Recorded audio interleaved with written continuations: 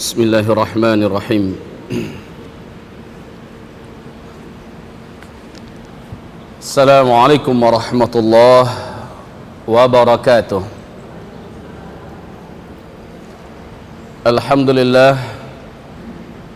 Alhamdulillahi rabbil alamin,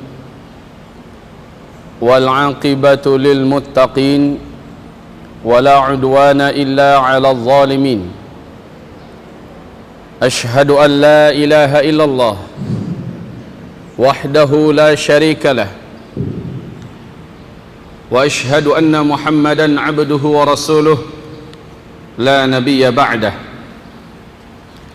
قال الله سبحانه وتعالى في محكم تنزيله بعد العياذ بالله من الشيطان الرجيم: يا أيها الذين آمنوا اتقوا الله حق تقاته ولا تموتن إلا وأنتم مسلمون. وقال: يا أيها الناس اتقوا ربكم الذي خلقكم من نفس واحدة وخلق منها زوجها وبث منهما رجالا كثيرا ونساء واتقوا الله الذي تساءلون به والأرحام إن الله كان عليكم رقيبا.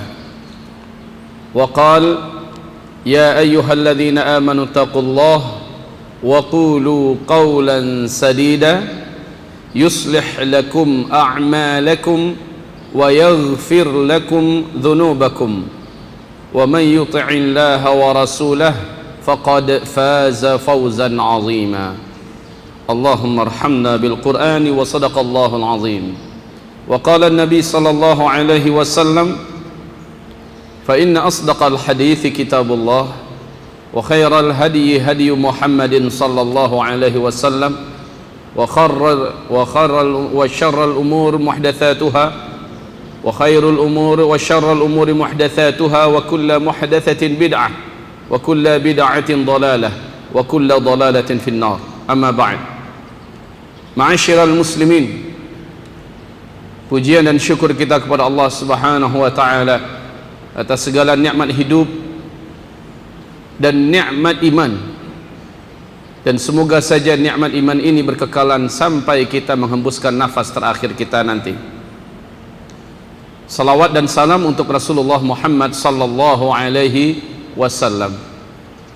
Ma'asyiral muslimin, hamba-hamba Allah sekalian yang kami muliakan, kehidupan setelah kehidupan di dunia ini, lahiyal hayawan, itulah dia yang sebenar-benarnya hidup.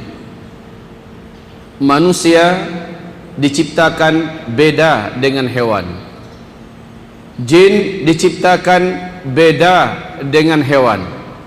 Jika hewan, mereka akan difanakan oleh Allah pada akhirnya, sementara kita diciptakan oleh Allah untuk diabadikan.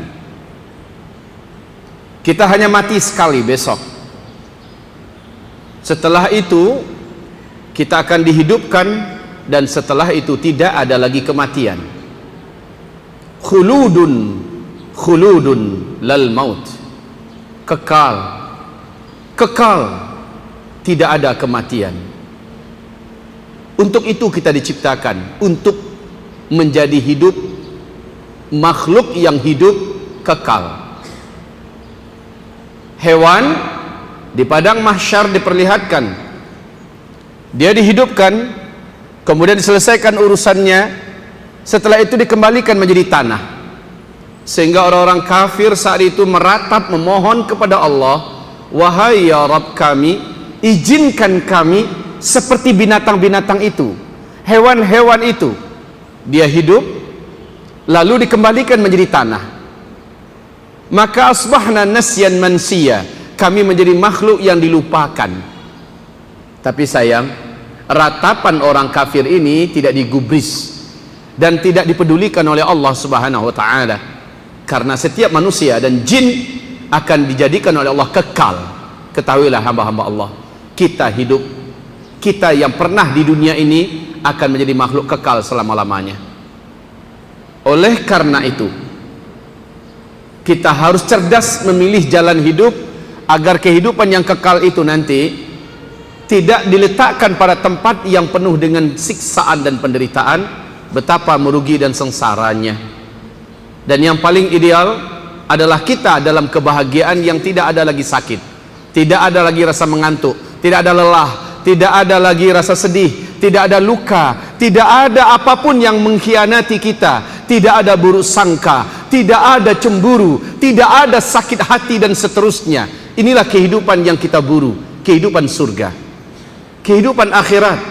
Wahai calon-calon penghuni surga Allah Subhanahu wa taala, kita akan berbicara tentang hidup sesudah mati. Hidup sesudah mati, apabila Bapak Ibu melihat di kitab yang ada, coba nanti dilihat di sini ada lembaran posternya. Inilah yang akan kita uraikan dalam serial kajian kita, dan tidaklah selesai dalam satu pertemuan.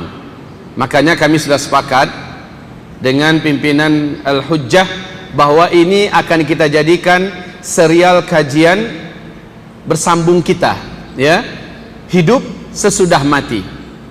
Kita berpedoman ke sana. Nah, hamba-hamba Allah yang kami muliakan, untuk pertemuan pagi ini kita akan fokus kepada sakaratul maut, perjalanan arwah, dan kalau sempat masih ada waktu kita lanjutkan kepada agenda-agenda kubur, perjalanan manusia di alam kubur. Inilah yang akan kita fokuskan insyaallah taala pembahasan kita untuk pertemuan kita yang kali ini, tentang sakaratul maut. Sakaratul maut,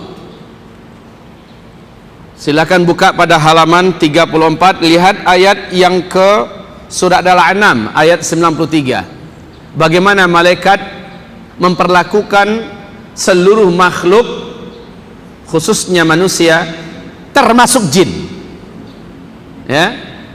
Bagaimana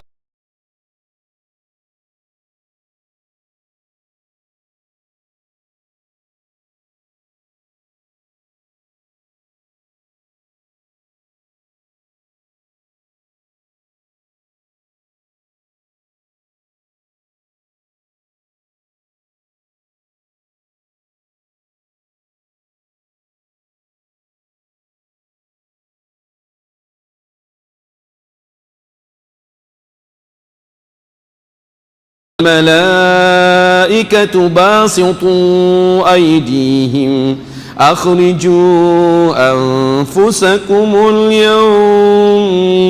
اليوم تجزون عذاب الهون. اللهم ارحمنا بالقرآن وصدق الله العظيم. Lihat artinya, jika kamu melihat di waktu orang-orang yang zalim itu berada dalam sakaratul maut, sedangkan para malaikat menghantamkan telapak tangannya kepada orang tersebut sambil berkata, akhriju anfusakumul yawm, keluarkan nyawa kamu dari jasad ini hari ini, tujzauna adzabal hun, pada hari ini kalian berhak merasakan azab yang menghinakan kalian. Seluruh malaikat maut yang mendatangi orang zalim, seluruh malaikat maut yang mendatangi ahli maksiat, seluruh malaikat maut yang mendatangi orang kafir, orang munafik, orang-orang musyrik, seluruh orang fasik, pembangkang-pembangkang, orang-orang sombong yang pernah hidup di muka bumi ini, maka dipaksa keluar. Bapak Ibu, sakaratul maut, memaksa nyawa keluar bukan hal yang gampang. Kalau Bapak Ibu pernah mengatasi orang yang jiwanya disusupi oleh jin, jiwanya disusupi oleh syaitan, lihat bagaimana ulama-ulama salaf dulu memaksa jin dan syaitan yang merasuk ke dalam tubuh orang untuk dikeluarkan. Caranya kasar, Pak. Kalau Rasul pakai menggedor dengan telapak tangannya, ya, jedar, keluar kamu hai musuh Allah, sambil menepuk ke dada orang yang bersangkutan, keluar kamu hai musuh Allah. Memang dipukul, karena pukulan itu akan terasa langsung oleh makhluk jahat yang ada di dalam tubuh orang yang bersangkutan. Dan makhluk ini biasanya ngeyel, makhluk ini biasanya berjuang untuk tidak mau keluar walaupun dia tersiksa. Lama kelamaan dia tidak akan mampu, lama kelamaan dia tidak akan sanggup bertahan, lalu akhirnya keluar. Ini jin dan syaitan yang ada di tubuh kita ya, mengeluarkannya. Bahkan Syekhul Islam Ibnu Taimiyah sampai menggebukin orang yang orang tersebut disusupi oleh syaitan, digebukin pakai tangkai sapu, Bu, sampai patah tangkai sapu itu. Begitu ngeyelnya syaitan, sulitnya disuruh keluar. Ruh kita, ruh orang yang zalim, ruh orang yang jahat juga tidak mau keluar, tidak senang atau tidak gampang dia mau keluar. Sebab apa? Tidak gampang dia mau keluar. Sebab apa? Nanti saya akan ceritakan tentang perjalanan roh. Kenapa roh orang kafir sulit untuk keluar? Pada intinya dibantu oleh malaikat mengeluarkannya dengan cara dihantam dadanya, digebukin lambungnya, ditampar keningnya, benar-benar dipaksa agar orang ini keluar. Maksudnya ruhnya keluar dari jasadnya. Ibadallah, ma'asyiral muslimin, hamba-hamba Allah sekalian. Kalla idza balagatit taraqiya wa qila man raqa wa dhanna annahu al-firaq waltaffatis saqu bis-saq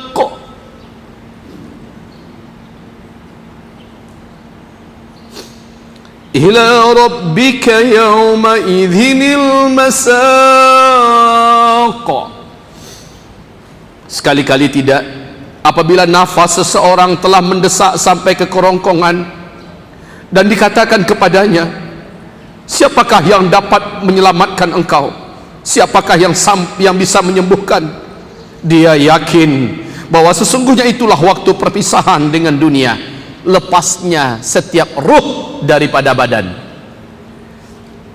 Dan bertautlah betis kiri dengan betis kanan, menegang, Pak, tegang sambil gemetaran, karena ketika itu roh mulai meninggalkan jasad. Bertaut dalam artian memang meregang tangan, kaki tangan ini, tangan ini betisnya saling berdempetan, saking sakitnya. Hamba-hamba Allah yang kami muliakan, selanjutnya kepada Rabbmulah pada hari itu engkau akan dihalau. Ibaratullah, pada saat itu syaitan datang. Pada saat itu syaitan datang. Sayangnya dia datang dalam wujud keluarga kita yang sudah meninggal. Syaitan datang ketika kita mengalami awal-awal mengalami sakarat. Syaitan datang. Dia datang wujud ayah saya yang sudah meninggal, ibu bapak yang sudah meninggal, dalam wujud nenek yang sudah meninggal yang sangat sayang kepada kita. Dan dia bercerita, nak, ibu sudah terlebih dahulu mendahului engkau. Ibu menyesal, nak, ternyata agama yang benar adalah agama Nasrani. Nak, pindahlah engkau ke dalam agama Nasrani. Isyaratkan dengan anggukanmu, katakan iya, katakan iya, maka engkau akan selamat, nak. Ini wujud penyempurnaan kasih sayang ibu kepada engkau. Ini bujukan setan dalam wujud ibu kita datang. Bapak ibu, ibu kalau nggak percaya, bapak kalau ingin coba, ya gimana mau dicoba, orang namanya juga sakaratul maut. Ya mau ditanya kepada orang yang sudah meninggal juga susah. Tapi ada hadisnya, Nabi mengatakan setiap orang yang sakaratul maut pasti datang setan dalam wujud keluarganya. Lihat di halaman sebelahnya, hadis sampai-sampai Nabi pun berdoa kepada Allah.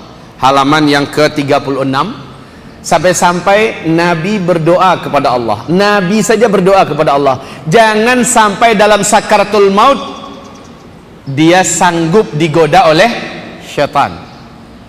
Lihat, Allahumma inni a'udzubika minat taraddi wal hadami wal gharaqi wal hariqi wa a'udzubika an yatakhabbatani asy-syaitanu 'indal maut. Nah, ini dia.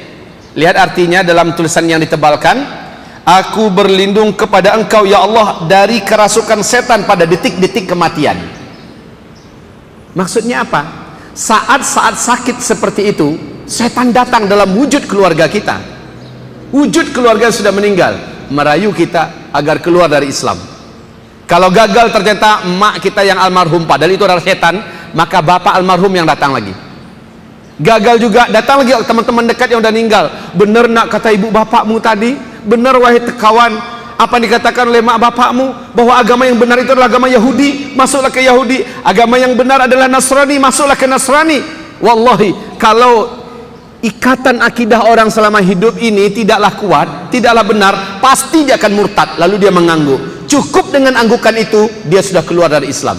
Inilah perjuangan puncak dari syaitan kepada setiap manusia yang akan sakaratul maut. Saya pasti didatangi syaitan nanti, bapak ibu juga pasti didatangi. Masalahnya dia sanggup menggoda kita atau tidak tergantung ketika hidup. Bagaimana kita mengetahui dan mendalami tauhid kepada Allah dan akidah yang sahih. Jika akidah kita ngaco, jika tauhid kita lunak, jika tauhid kita tidak sejati, tidak lurus, tidak benar, saat itu kita akan mengangguk. Kita akan membenarkan ajakan setan-setan dalam wujud orang tua, keluarga, teman yang sudah duluan meninggal. Makanya Nabi berdoa, dan saya rasa doa ini pantas juga untuk bapak ibu bacakan. Wa inni a'udzubika min ayyatakhabbatani syaitan 'indal maut. Aku berlindung kepada Engkau ya Allah, janganlah sampai diriku mampu dikuasai oleh syaitan ketika akan mati, sakarat. Baru-baru ini, 4 hari yang lalu, sebelum saya ke Jakarta kemarin, telah meninggal ibunda kami yang kami sayangi, Bunda Miss di Payakumbuh. Dia adalah seorang wanita yang luar biasa gigihnya di pengajian. Dia adalah penggerak umat, meninggal dunia. Apa kata keluarganya? Menjelang dia meninggal dunia, dia selalu mengatakan, terdengar oleh keluarganya, enggak, pai, enggak, pai. Tahu apa maksudnya? Ya? Menolak. Ibu ini menolak, enggak, pai. Maksudnya saya tidak mau, pergi. Yang saya ilmui dan yang kami ilmui, inilah rayuan setan itu. Setan datang merayunya untuk masuk ke agama lain agar keluar dari Islam. Ibu ini mengatakan tidak, pergi kalian, pergi. Padahal dia udah nggak bisa ngomong, Bu, tapi untuk yang mengusir ini dia sanggup pai. Masya Allah, enggak, pai. Hamba-hamba Allah yang kami muliakan, iman kita dalam hidup ini jujur atau tidak, iman itulah yang akan menjadi yang satu-satunya masih ingat oleh kita. Sementara ketika itu kita sudah tidak ingat lagi, bahkan membaca la ilaha illallah saja sudah hampir-hampir tidak ingat lagi. Makanya perlu dibantu dengan talqin, ya, perlu dibantu dengan talqin. Saat-saat sakarat itu Pak, kita sudah hampir lupa semuanya. Wallahi, hanya iman yang benar yang ada dalam hiduplah yang mampu menjadikan kita sanggup bertahan saat godaan syaitan itu datang. Ibarat Allah, ma'asyiral muslimin, seluruh orang yang meninggal dunia mengalami sakarat yang luar biasa. Ibu pernah sakaratul maut enggak? Alhamdulillah. Kalau pernah berarti udah meninggal dong. Ya. Belum pernah kan Pak ya? Tapi Rasulullah mengatakan sesungguhnya sakaratul maut itu bagaikan seluruh mili demi mili tubuh kita, mulai dari kaki, bagaikan digilas oleh bumi ini. Sedangkan digilas oleh truk yang berisi pasir penuh aja udah nggak ketulungan. Dan itu bukan cepat loh Bapak Ibu. Keluarnya ruh demi mili dari tubuh kita ini bukan cepat. Yang cepat itu hanyalah ruh orang yang beriman. Cepat dia keluarnya. Tapi orang kafir bisa berjam-jam. Orang zalim makin hebat kezalimannya, makin lama sakaratnya. Bahkan macam Ariel Sharon, berapa lama sakaratnya? Berapa lama sakaratnya? 6 tahun. Yang meruntuhkan khilafah Islamiyah Al-Uthmani Mustafa Kemal Ataturk, ya, Mustafa Kemal Pasha. Berapa lama sakaratnya? Tahu berapa lama sakaratnya? Mengerikan sakaratnya. Orang-orang zalim yang dosanya berlapis-lapis seperti itu, Pak, sakaratnya lama dan dibiarkan oleh Allah tersiksa. Hamba-hamba Allah yang kami muliakan, sakarat ini la haula wala quwata illa billah. Jangankan kita orang biasa, Nabi Muhammad saja sampai didekatkan air di dekatnya, kemudian dia letakkan tangannya ke dalam air itu, lalu dia diusapkan ke wajahnya, kemudian dia berdoa, Allahumma hawwin alayya sakaratil maut. Ya Allah, ringankanlah.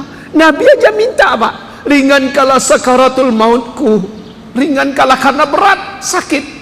Saking beratnya beliau pingsan. Saat terbangun, sakarat masih berlanjut. Rasul yang mulia sampai berdoa, Allahumma hawwin alayya sakaratil maut. Malaikat Jibril tak sanggup, lalu mengalihkan wajahnya, tidak mau melihat pada wajah Rasulullah. Lalu Rasul berkata, akarihta minni ya Jibril. Hai Jibril, apakah kau benci kepada saya? Kata Jibril, tidak. Mata mana yang sanggup melihat kekasih Allah dalam sakaratul maut? Berat kaum muslimin, sakaratul maut ini sangat berat. Insya Allah semua kita akan mengalami. Kalau Bapak Ibu mau tahu siapakah orang yang paling ringan sakaratul mautnya? Orang mukmin yang soleh, yang amalnya sudah sangat banyak di sisi Allah Subhanahu wa ta'ala. Rasul itu orang yang ada di puncak keimanan. Rasul dibuat oleh Allah berat. Ada hadis yang lain, hadis ini hasan.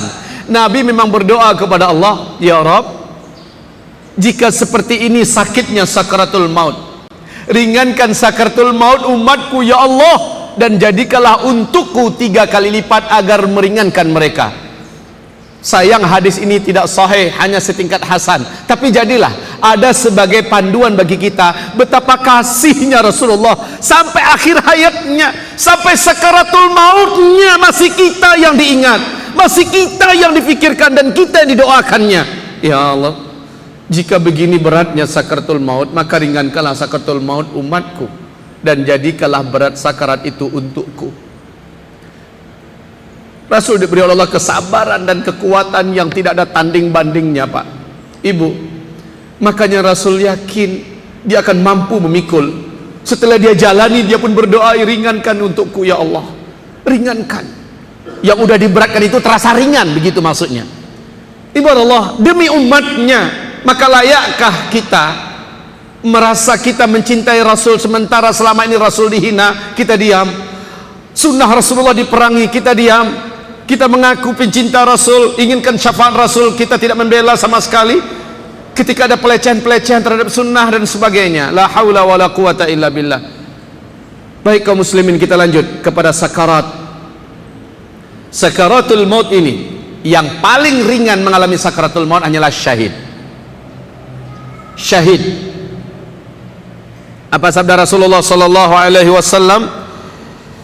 Dari Abu Hurairah radhiyallahu anhu, Rasulullah sallallahu alaihi wasallam bersabda, lihat pada halaman 37, ma yajidu syahidu min alamil qatl illa kama yajidu ahadukum min alamil qarsah. Tidaklah seorang syahid di antara kamu waktu meninggal dunia merasakan sakaratul maut itu kecuali seperti seseorang di antara kalian merasakan gigitan seekor semut. Pernah digigit seekor semut? Ya. Apa semutnya? Terserah. Pokoknya gigitan semut, kayak gitulah orang syahid merasakan. Fasyahidu min ummati, maka yang syahid dari kalangan umatku itu, kata Nabi. Kan Nabi pertama bertanya pada para sahabat, tuan-tuan sekalian, tahu nggak siapakah orang yang syahid? Apa kata para sahabat? Yang syahid itu ya Rasulullah, orang yang pergi dengan hartanya dan jiwanya lalu berperang di jalan Allah, kemudian dia membunuh lalu terbunuh oleh tangan musuh di medan perang, itulah yang syahid ya Rasulullah. Kata Rasul, fasyahidu min ummati idzan laqalil. Jika demikian betapa sedikitnya umatku yang terhitung syahid. Tidak, kata Rasul. Maka Nabi merinci satu persatu yang syahid itu. Berbahagialah jika kita termasuk salah satu di antara mereka ini. Satu, Nabi mengatakan orang yang terbunuh karena membela agamanya syahid. Dua, orang yang meninggal dunia karena penyakit yang ada di perutnya dan tidak sembuh-sembuh. Udah berobat tidak sembuh-sembuh, lalu meninggal gara-gara itu, syahid. Orang yang menanggung sakit di kepalanya, apapun nama penyakitnya, ya, kanker, tumor, apalah namanya, terserah, ya, dan dia tidak sembuh-sembuh dengan obat-obat yang benar, kemudian dia meninggal, syahid, kata Nabi. Orang yang terbakar, syahid. Orang yang tenggelam, syahid. Ya, tentu saja semua ini tidak disengajakan oleh dirinya sendiri. Kalau disengajakan dah bunuh diri namanya, ya. Kemudian seorang wanita yang melahirkan anak dan meninggal dalam proses melahirkan, syahid. Orang yang sedang pergi keluar menuntut ilmu agama Allah lalu meninggal dalam perjalanannya, syahid. Macam bapak ibu ini pergi tadi, ada kecelakaan, meninggal, syahid, karena niatnya mau menuntut ilmu agama Allah Subhanahu wa taala. Kemudian kata Rasulullah, orang yang meninggal karena penyakit yang menular dan mati dia oleh penyakit tersebut, maka dia syahid. Kemudian kata Rasulullah berikutnya, orang yang meninggal dunia minal hadami, karena reruntuhan sesuatu yang menimpanya. Apakah karena ada tebing ketika bapak bawa mobil, bawa motor, tebing jatuh, ya, ada menggelinding dari atas, ketiban lalu meninggal dunia.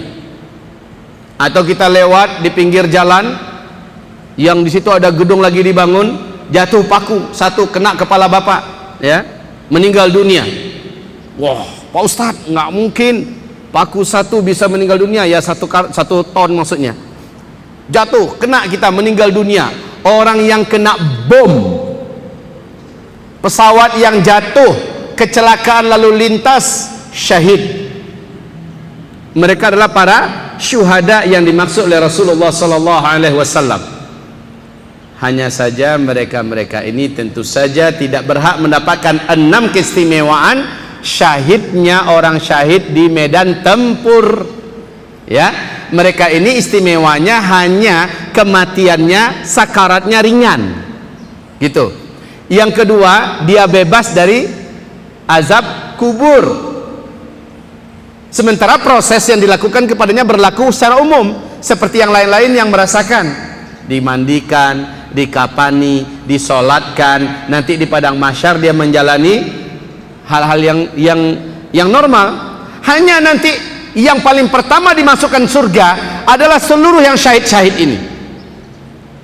Awalu thalathatin min ummati yadkhulunal jannah. Yang paling pertama masuk ke dalam surga dari kalangan umatku ada 3 kelompok. Yang kelompok pertama adalah fasyahid, kata Nabi. Orang yang syahid. Bapak Ibu yang kami muliakan, selanjutnya untuk orang yang sakaratul maut sementara dia syahid, sakaratnya sangat ringan, maka Syekh Ahmad Yasin rahimahullah, masih ingat dengan nama ini Pak? Masih ingat dengan nama ini? Syekh Ahmad Yasin, pendiri intifadah di Palestina. Ketika beliau hidup, beliau berpesan seperti ini: nyawa di tubuh kita hanya 1 lembar dan dia pasti akan keluar. Pastikanlah ia keluar dengan semulia-mulia keadaan, dengan semahal-mahal harga, dan tidak ada kematian yang lebih mulia melebihi syahid. Ini kata beliau, tidak ada kematian yang lebih mulia melebihi syahid. Nah, kaum muslimin yang kami muliakan, kita sadar kita bukan pencinta perang, dan Allah pun sudah mengakui fitrah manusia itu benci perang. Kutiba alaikumul qitalu wa huwa kurhul lakum, diwajibkan bagi kamu perang dan perang itu tidak kamu sukai. Allah telah mengatakan itu benar, kita tidak suka perang. Tapi kalau itu terbuka, peluangnya nanti terbuka, jangan lari. Kesempatan Pak, kematian tidak akan dipercepat oleh Allah Subhanahu wa ta'ala dengan jihad.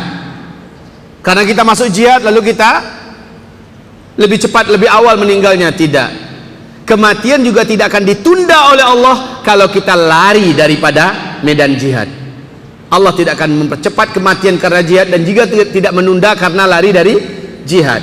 Khalid bin Walid, di mana beliau meninggalnya? Di medan perang atau di mana? Beliau meninggalnya di atas dipan, tempat tidur. Sampai-sampai ratapannya waktu mau meninggal, tidak ada satu lembah pun yang di dalamnya ada perang, melainkan saya ada di dalamnya. Tidak ada satu bukit pun yang di dalamnya di atasnya ada perang, melainkan saya ada di atasnya. Tidak ada satu kancah peperangan pun, melainkan saya ada di sana. Saya merindukan syahid, ternyata Allah memberikan kepada saya akhir hayat di atas dipan. Ini menandakan apa? Perang bukanlah asbab mempercepat kematian. Padahal Khalid ada selalu di tengah-tengah perang. Tidak ada satu mili pun dari tubuhnya melainkan ada bekas senjata tajam, bekas tombak, bekas panah. Masya Allah. Tetap saja saya berjumpa dengan seorang syekh berusia 94 tahun di Aceh. Selepas tsunami Aceh, saya berjumpa dengannya. Namanya Tengku Toha. Beliau adalah kaki tangannya Daud Bereh. Apa kata beliau? Saya panglima perang yang mendampingi Tengku Daud Bereh. Sejauh perjalanan saya dengan beliau, tidak ada medan perang yang tidak kami masuki.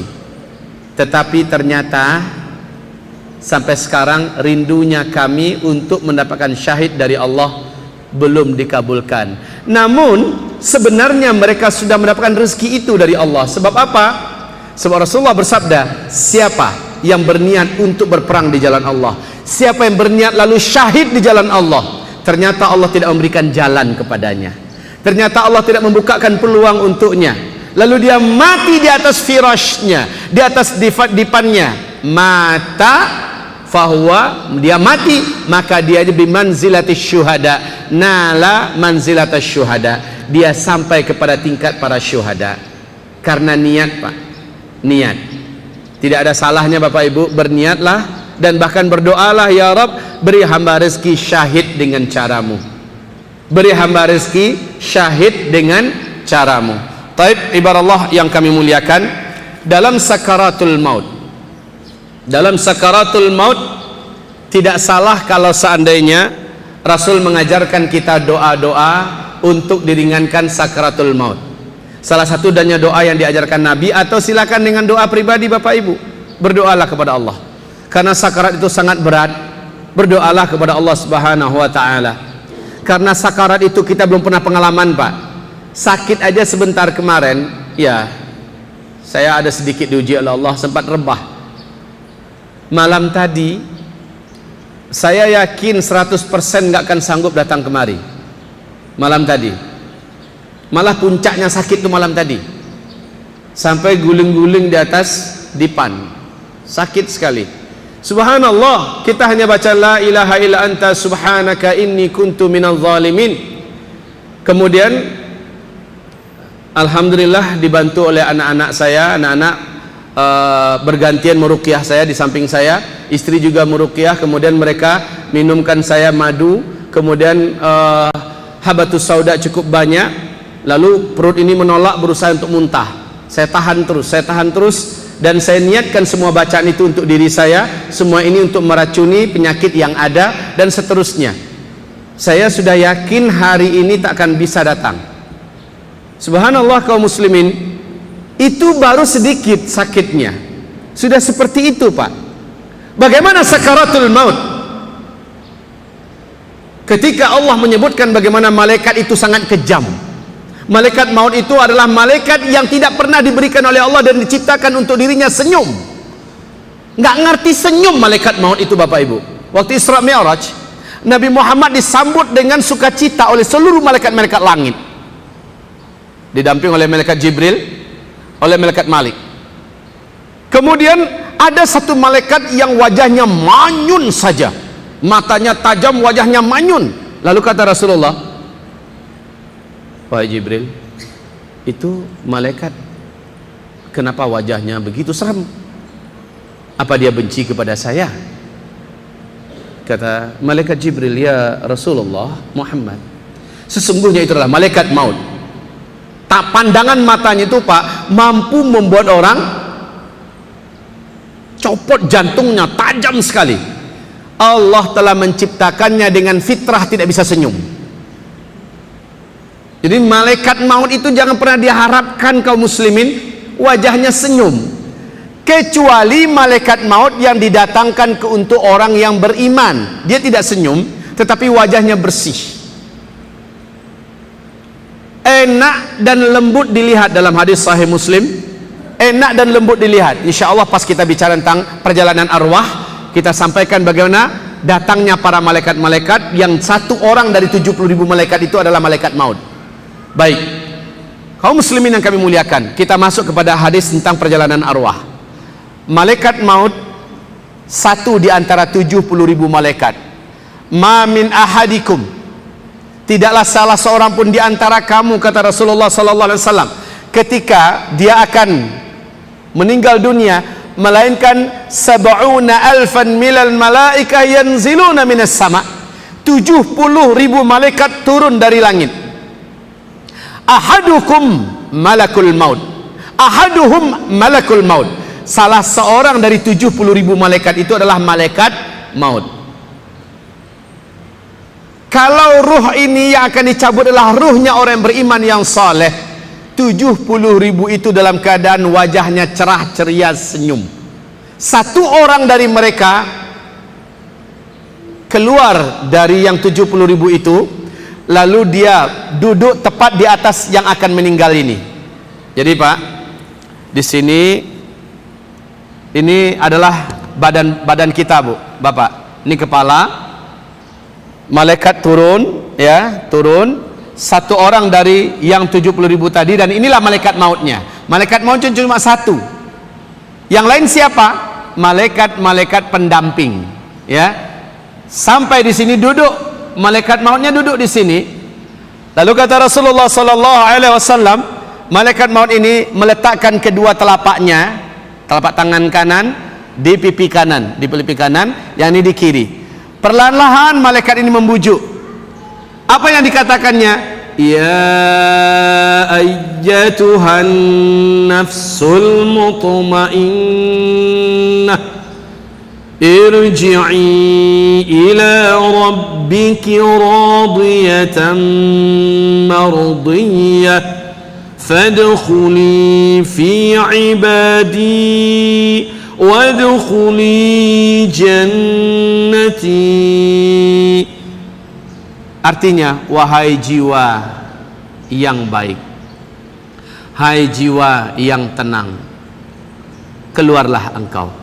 Dibujuk oleh malaikat maut. Beda nanti perlakuan malaikat maut memperlakukan jiwa dari seorang kafir, jiwa dari seorang zalim, ahli maksiat. Kalau yang ini perlahan-lahan keluarlah. Di waktu yang sama, kata Rasulullah, Allah perlihatkan dengan izin Allah pemandangan surga, dan di situ ada tempatnya. Subhanallah, terbuka tirai gaib. Hanya dia seorang yang mampu melihat pemandangan itu. Terbuka tirai gaib. Apa yang dilihatnya? Pemandangan yang maha indah, sangat indah. Tidak pernah di bumi ini seumur hidup ada pemandangan begitu indahnya. Di tengah-tengah pemandangan itu ada rumah yang maha cantik, maha megah, maha mewah, maha luks, dengan bahan-bahan yang maha mahal. Dan di gerbangnya tertulis pemilik rumah ini adalah nama dia. Pemilik rumah ini adalah nama dia. Pak, di kitab Hadil Arwah ila Biladil Afrah oleh Syekh Ibnul Qayyim Al-Jauziyah disebutkan rumah untuk satu orang yang beriman yang hidup di dunia, dia beriman, dia saleh, rumahnya nanti di dalam surga besarnya yang dibangunkan oleh Allah adalah 70 mil kali 70 mil. Itu baru rumah, ya, 70 mil kali 70 mil baru rumah. Silahkan Bapak Ibu, 1 mil berapa kalikan 70? 1 mil berapa?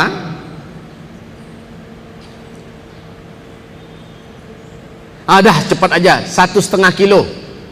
1 mil itu 1,5 kilo. Sekarang kalikan 70. Kalikan 70, silakan. 105 kilometer. 105 kilometer. Berarti 105 kilometer ke sana, 105 kilometer ke sana. Itu nanti bukan tanah, Pak, tapi baru bangunan. Baru bangunan. Sementara di halamannya, ya Allah ya Rabb, dikumpulkan semua tempat-tempat yang paling terindah yang ada di bumi ini, nggak ada apa-apanya. 1 berbanding 70. Yang di luarnya, bangunan itu sendiri, Masya Allah. Kalau dekorasi orang yang paling hebat di dunia ini, kalau interiornya, eksteriornya udah paling mahal sekalipun, 1 berbanding 70 dengan yang ada, yang diperlihatkan oleh Allah untuk orang beriman yang akan meninggal ini. Dan dia melihat di pintu gerbangnya tertulis bahwa owner, pemilik daripada gedung ini, rumah ini, istana ini adalah dia.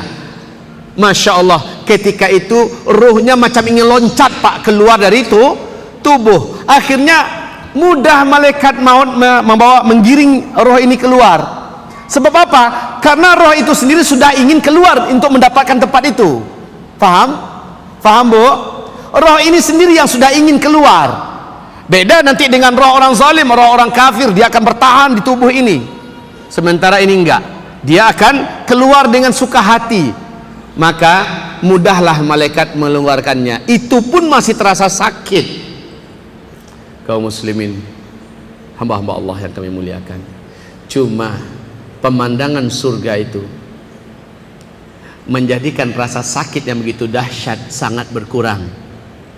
Bu, Ibu dengar cerita Nabi Yusuf ya, bagaimana Nabi Yusuf ketika dilihatkan kepada kaum ibu-ibu, kaum konglomerat dan haiset yang ada di Mesir, faqatta'na aydiyahunna, mereka sayat-sayat daging di telapak tangannya, sementara mata mereka tidak mau keluar, tidak mau dipejamkan, saking ruginya melewatkan momen yang begini mahal. Yusuf lewat, semuanya terpukau dan terpana, ya. Buah yang tadi mereka buka, ini Al-Quran yang menceritakan. Al-Quran, bukan dongeng, bukan. Jadi ketika Nabi Yusuf lewat, hasya lillah, ma hadza min bashar, inna hadza illa malakun karim. Ini bukan orang, ini pasti malaikat yang mulia. Faqatta'na aydiyahunna, demikian firman Allah dalam Al-Quran. Lalu mereka menyayat-nyayat sampai lepas-lepas daging telapak tangan mereka ini, berserakan di bawah, darah nggak terasa. Yusuf jalan sana, Yusuf balik, ya, mereka masih entah apa yang disayatnya, pokoknya nggak mau sepejam pun mata, nggak terasa tuh sakitnya, sayatan, kayak terkena hipnotis. Masya Allah. Maka bagaimanakah sakitnya orang yang sakarat sementara dia melihat pemandangan yang maha menakjubkan, dan itu adalah untuknya. Kebayang, Pak? Kebayang bagaimana inginnya roh ini untuk cepat keluar. Kebayang bagaimana rindunya roh ini meninggalkan kehidupan yang palsu yang selama ini telah banyak yang menyakitkannya. Orang-orang yang mengkhianatinya, orang-orang yang menzaliminya, banyak lagi beban ini beban itu. Sementara di sana apa yang dia kaji, apa yang dia ilmui sudah menanti, ini tempatnya, dan dia sadar dia sedang sakarat, makanya dia ingin cepat meninggalkan tempat ini. Kita nanti Bapak Ibu, mudah-mudahan itu adalah kita, amin. Aminkan, amin. Mudah-mudahan itu adalah kita. Amin ya Rabb. Amin ya Rabb. Amin ya Rabb. Ibarat ma'asyiral muslimin. Selanjutnya kata Rasulullah sallallahu alaihi wasallam, saat roh ini sudah keluar. Jadi saat roh ini sudah keluar, malaikat yang tadi 70.000 sigap kerjanya, Pak. Tangkas cepat. Segera mereka mandikan dengan air khusus yang dibawa dari langit. Ruh itu dimandikan, iya. Dengan air apa? Air yang dibawa dari langit. Dari surga mana? Bukan urusan kita. Pokoknya Nabi mengatakan malaikat ini memandikan roh orang beriman yang baru saja keluar ini. Kemudian dikapani dengan kain lembut yang sangat wangi yang sudah dibawa oleh mereka sekalian. Setelah itu dimandikan. Ternyata ruh pun dikafani. Jangan salah-salah loh ya. Ruh pun dimandikan, dikapani. Ustadz, ruh kan hidup. Iya hidup, tapi diperlakukan begitu. Yang mati adalah si jasad. Yang ketika itu jasad, mata yang tadinya masih utuh tapi udah nggak bisa melihat apa-apa. Telinga yang masih oke, udah nggak bisa dengar apa-apa. Jari yang biasanya kenceng banget nulis di jet ini udah nggak mampu ngapa-ngapain lagi. Ya, semuanya sudah berakhir. Tapi yang ruh diperlakukan, kemudian dibawa beriring-iring menuju ke langit. Konvoi malaikat menuju ke langit. Pas mendatangi gerbang pintu langit dunia, malaikat penunggu gerbang langit dunia, ingat ya, langit dunia ada satu lapis di mana Rasulullah pernah melaksanakan sholat berjamaah di situ waktu Isra Mi'raj. Di stop. Alangkah wanginya ruh yang kalian bawa ini, alangkah harumnya. Siapakah dia? Beritahukan kepada kami. Maka malaikat yang mengiringi ini menceritakan, dia adalah fulan bin fulan, hamba Allah yang beriman, ahli tauhid. Dia adalah hamba Allah berakhlak mulia. Dia adalah hamba Allah yang dermawan dan suka bersedekah. Dia adalah hamba Allah yang sangat taat kepada Allah. Dia adalah hamba Allah yang benci dengan dosa maksiat. Dia adalah hamba Allah yang bla bla bla bla bla bla. Diceritakan oleh para malaikat ini kebaikan-kebaikannya. Lalu apa kata para malaikat penjaga gerbang langit dunia? Kalau begitu dipersilakan masuk dengan satu syarat, izinkan dia di stop dulu, kami ingin ikut menyolatkannya. Masya Allah, Masya Allah. Setelah dia masuk, seluruh malaikat lapisan langit dunia ikut menyolatkannya. Ibu tahu nggak berapa jumlah malaikat lapis langit dunia? Bapak tahu nggak berapa jumlahnya? Nggak tahu kan? Karena nggak ada hadis yang menceritakan berapa jumlahnya. Yang penting Bapak Ibu tahu, 100 orang saja orang yang beriman menyolatkan satu orang muslim yang meninggal, dijamin dia lepas dari azab kubur. Lah malaikat itu hamba Allah enggak yang beriman? Hamba Allah. Yang menyolatkan kita aja yang udah turun ke bumi udah 70.000. Masya Allah. Iya kan? Belum lagi lapisan langit dunia yang pertama.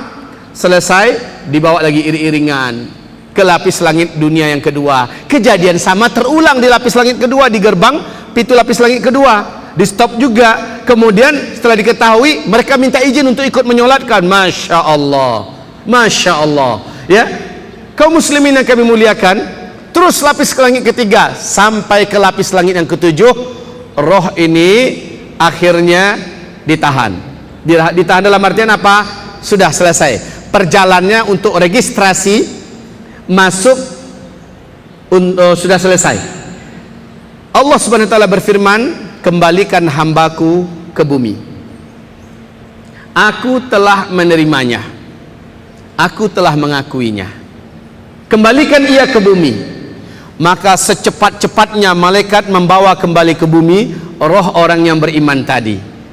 Nah, itulah rahasia kenapa Nabi menganjurkan agar jenazah orang yang meninggal dunia segera diselenggarakan. Ya, sebab apa? Hendaknya ketika urusan malaikat dengan roh kita ada selesai, ketika dia turun, dia sudah dapati jasad kita sudah mau dimasukkan ke liang lahat. Harusnya begitu. Makanya disuruh untuk disegerakan kaum muslimin. Nah, saat itu roh ini mampu melihat jasadnya sedang dibawa kemana. Hanya jasadnya seorang yang dia lihat. Ketika jasad itu dimasukkan ke liang lahat, liang lahat pun ditutup dengan papannya. Liang lahat yang benar itu seperti ini Bapak Ibu. Sementara yang selama ini sudah dibuat oleh kebanyakan orang itu gaya Kristen, ya. Kalau liang lahat yang benar itu, kalau kedalamannya seperti ini 2 meter, ya. Yang liang lahat itu ya ini. Ini yang liang lahat yang dibuat oleh orang-orang awam selama ini, dan mereka ini menganggap adalah liang lahat adalah seperti ini. Maaf ya, ini gaya orang-orang Kristen. Ini bukan orang Islam yang punya. Orang Islam punya lahat itu adalah ini. Lahat itu artinya lahat. Itu adalah, Bapak dengar yang istilah mulhid, orang yang menyimpang, orang yang terpuruk dalam simpangan. Jadi kalau lahat itu adalah lubang yang terpuruk dalam sebuah, kan menyimpang dari jalur resminya kan. Ini yang lahat. Paham? Agar kita mengetahui seperti apa sebenarnya yang lahat. Oke. Saat dimasukkan jenazah ini ke dalam lahat, lalu diisi papan, beri batas papan. Setelah itu dia ditimbun, lalu dipadat-padati. Saat orang yang di atas sudah meninggalkan kuburan, orang yang paling terakhir di langkah ketujuhnya, yang di sini sudah dimasukkan ruhnya kembali, sehingga telinganya mampu mendengar kembali bunyi telapak kaki orang yang terakhir pergi itu. Saat itu Bapak Ibu yang kami muliakan, kalaulah dia orang zalim, orang jahat, dia akan berkata, tolong jangan tinggalkan saya, jangan biarkan saya sendirian, tolong. Tapi saat itu apapun yang berkaitan dengan kemampuannya sudah dicabut oleh Allah, kecuali hanya bisa mendengar. Baik Bapak Ibu yang kami muliakan, Allah kembalikan ruhnya. Mulailah dia melihat ada 2 pasang mata yang berapi dalam kegelapan. Mendekatlah 2 pasang mata itu, ternyata 2 malaikat yang disebut dengan Munkar dan Nakir. Malaikat ini bertanya kepadanya, dan ini pertanyaan yang tidak bisa jawabannya dipersiapkan sekarang. Kita udah tahu, percuma saja nanti ditulis di kertas, nanti jawabannya lalu perintahkan keluarga kita masukkan kertasnya ke dalam kuburan ya, siapkan senter kecil. Enggak, pertanyaan malaikat ini udah dikasih tahu duluan, tapi yang mampu menjawab adalah realita hidup orang ini selama ini di dunia seperti itu. Enggak, kalau iya maka dengan itu dia mampu menjawab. Pertanyaan malaikat simple, ma rabbuk. Ini pertanyaan ini mampu melepaskan jantung dari tempat gantungannya, mampu memecahkan gendang telinga. Orang beriman ini, saat itulah Rasulullah SAW menyuruh para sahabat mendoakan, sallallahu li akhikumul mauta fa innahu al-mauta at-tathbita fa innahu al-ana yus'alu. Doakan kepada Allah untuk saudara kalian yang baru saja kalian kuburkan, karena sekarang dia sedang ditanyai oleh malaikat Munkar dan Nakir. Doakan pada Allah agar Allah kuatkan lidahnya.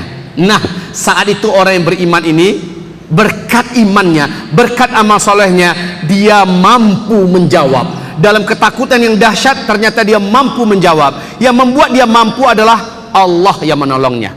Sesuai dengan janji Allah, yuthabbitullahu alladhina amanu bil qawli tsabit fil hayatid dunya wal akhirah. Allah mengokohkan lidah orang-orang yang beriman di kehidupan dunia ini dengan perkataan yang kokoh, dan juga di kehidupan akhirat. Maka ketika dia masuk ke alam kubur, pada hakikatnya seluruh orang berarti sudah masuk ke alam akhirat. Allah kokohkan sehingga ketika ditanya, ma rabbuk, siapa Rabbmu, orang beriman ini menjawab, Rabbi Allah, Rabbku adalah Allah, Rabbku adalah Allah, dia yang menciptakanku, Dia yang memberikan aku kehidupan dan rezeki, dan dialah pemilik diriku, dan aku akan kembali kepadanya. Itulah yang ku yakini. Dialah yang ku sembah dalam hidupku. Ditanyakan kepadanya, wa ma dinuk, apa agamamu? Simple Pak. Kalau orang yang betul-betul bertauhid, beriman, berakidah, dia akan menjawab, dini al-Islam, agamaku adalah Islam. Kemudian ditanyakan pertanyaan ketiga, wa madza taqulu an hadzal rajul, apa yang akan engkau komentari, apa yang akan engkau katakan tentang lelaki ini? Rasulullah bersabda, dua malaikat mungkar dan nakir ini benar-benar tidak ada bentuk sedikit pun wajah ramahnya, tegang, kaku, keras, penuh dengan amarah dan keangkar-murkaan. Pada wajahnya benar-benar nampak betul kekejaman. Ya, ketika ditanya apa yang engkau komentari tentang lelaki ini, yang dimaksud adalah Nabi Muhammad SAW. Orang beriman menjawab, innahu Muhammadun Rasulullah sallallahu alaihi wasallam. Dia adalah Muhammad, utusan Allah.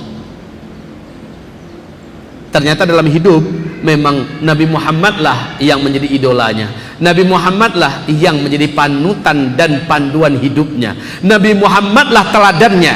Makanya dia lancar menjawab. Sama dengan tadi Pak, orang yang betul-betul baginya agama Islam ini segala-galanya, di atas pekerjaan, di atas urusan apapun, Islam nomor satu, maka orang ini lancar jawab dini al-Islam. Ya, diberi kelancaran karena realitanya dalam hidup dia benar-benar telah seperti itu, makanya dia gampang menjawab nanti. Baik, setelah itu kata Rasulullah, Allah pun mengizinkan dua malaikat ini memperlihat, kau lihat ke sebelah kirimu. Maka roh ini melihat ke sebelah kirinya. Ya, jasad ini yang sudah ada roh di dalamnya melihat ke sebelah kiri. Maaf Bapak Ibu, sekalipun dia masih di liang lahat dan baru saja, suasana yang dilihat nanti bukan lagi terasa di liang lahat, sudah dilebarkan oleh Allah, tetapi sudah ini masuk ruang wilayah gaib. Ya, makanya dilihat, ternyata terbukalah gerbang pintu neraka, dan di situ ada satu kandang atau sel penyiksaan yang sangat lengkap siksaannya, dan di sel itu tertulis nama dia. Tertulis nama dia. Namamu siapa saudaraku? Hah? Fikri. Fikri lengkapnya? Oke, Fikri saja. Fikri. Fikri melihat, ternyata di situ ada namamu, Fikri. Zulkifli. Zulkifli. Melihat, maka gemetaranlah sekujur tubuh orang yang beriman ini, ketakutan karena merasa dirinya akan diseret ke sana. Lalu dua malaikat ini berkata, ada satu yang saya tertinggal tadi. Setelah dia berhasil menjawab, terdengarlah seruan dari langit, aku telah membenarkan, aku telah mengakui hambaku ini. Artinya memang benar, di kehidupannya di dunia memang sudah seperti itu dia. Makanya telah dibenarkan oleh Allah dia, dan diakui oleh Allah. Makanya dibukakan untuknya pintu neraka, dan di situ ada namanya. Lalu kata malaikat, kau jangan takut. Kalaulah engkau tidak membenarkan Rasul Allah, kalaulah engkau tidak mengikuti Islam, kalaulah tidak engkau menyerahkan diri dalam hidup kepada Allah, tunduk kepada Allah, maka sudah pasti tempat yang telah tersedia atas namamu ini di neraka engkau akan menghuninya. Dan karena ketaatanmu kepada Allah, karena keimananmu, karena ketundukanmu, tempat ini telah disegel untukmu selama-lamanya. Engkau tidak akan pernah menghuninya lagi. Hilang langsung ketakutan tadi. Alhamdulillah, selama. Kemudian lihat sebelah kananmu, hamba Allah yang beriman yang di dalam lahat ini melihat ke sebelah kanannya. Apa yang dia lihat? Dibukakan pintu gerbang yang penuh dengan wewangian, aroma yang sangat indah, pemandangan di dalamnya yang masya Allah persis seperti yang dia lihat waktu dia akan sakaratul maut. Dia lihat kembali, kemudian dibentangkan permadani yang tidak pernah ada permadani itu di dunia ini. Terbentang menuju ke sana. Dia pun ingin bergegas ke situ, ditahan oleh malaikat. Mau kemana boy? Situ. Sabar, sabar. Karena di situ ada nama dia. Dia sangka dia sudah berhak untuk masuk ke dalamnya. Sabar. Nggak akan lari gunung dikejar. Itu tempat memang tempat ente punya, dan ente akan memasukinya sebagai hadiah dijanjikan Allah, dan Allah Maha menepati janji. Kamu pasti akan masuk ke dalamnya. Tapi sabar, sabar sampai kiamat dulu terjadi.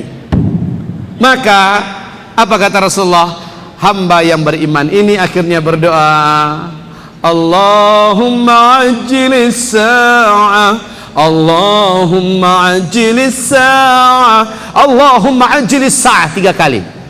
Ya Allah, segerakanlah kiamat. Ya Allah, segerakanlah kiamat. Ya Allah, segerakanlah kiamat.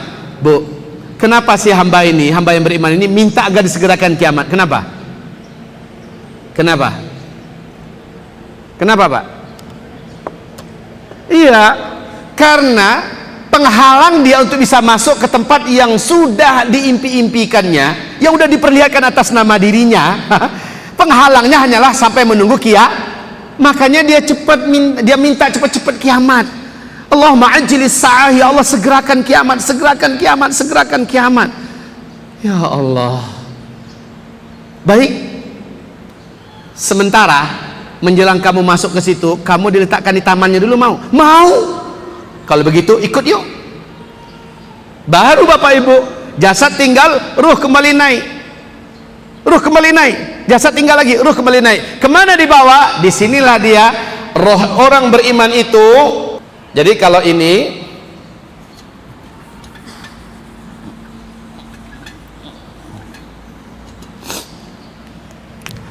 gerbang kematian, ya, sakaratul maut, gerbang kematian.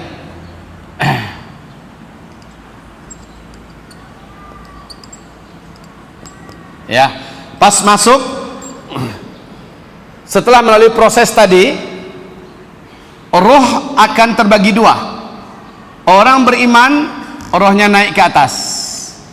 Sementara orang kafir CS, termasuk orang zalim, orang munafik, orang fasik, ahli maksiat yang suka berbuat dosa dan sebagainya, maka rohnya akan sampai ke bawah.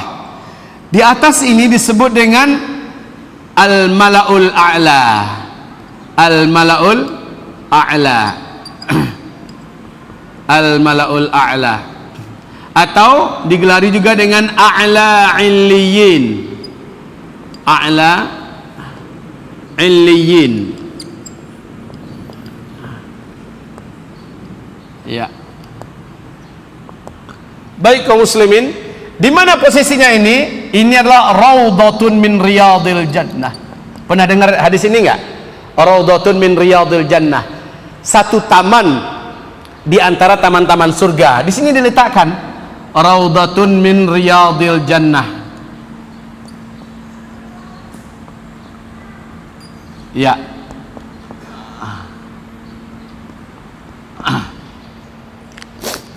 Di bawah sambil menunggu kiamat, roh orang beriman ini di bawah dan menghuni satu taman di antara taman-taman surga. Percayalah Bapak Ibu, taman surga ini sudah membuat orang lena. Sudah membuat orang lena. Udah nggak terasa panjangnya menunggu kiamat, itu nggak terasa karena penuh dengan kepuasan demi kepuasan di sini.